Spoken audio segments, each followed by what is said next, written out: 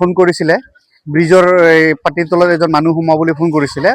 আমি মোটামুটি আধা ঘণ্টামান যুঁজিলোঁ।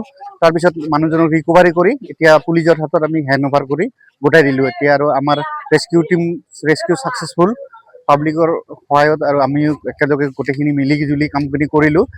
গোটেই কৰি এতিয়া পুলিচৰ হাতত গোটাই দিলোঁ। এতিয়ালৈকে তেওঁতো মুখ নুখুলে, একো নকয়ও, নামাতেও মুখেৰে।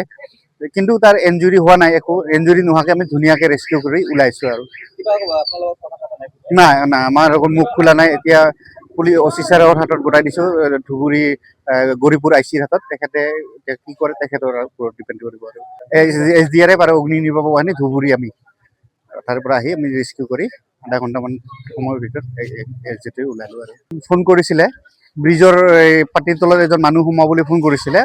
আমি মোটামুটি আধা ঘণ্টামান যুঁজিলোঁ। তাৰপিছত মানুহজনক ৰিকভাৰী কৰি এতিয়া পুলিচৰ হাতত আমি হেণ্ড অভাৰ কৰি গোটাই দিলোঁ। এতিয়া আৰু আমাৰ ৰেস্কিউ ছাকচেছফুল পাব্লিকৰ সহায়ত আৰু আমিও একেলগে গোটেইখিনি মিলি জুলি কামখিনি কৰিলোঁ। গোটেই কৰি এতিয়া পুলিচৰ হাতত গোটাই দিলোঁ। এতিয়ালৈকে তেওঁতো মুখ নুখুলে, একো নকয়ও, নামাতেও মুখেৰে।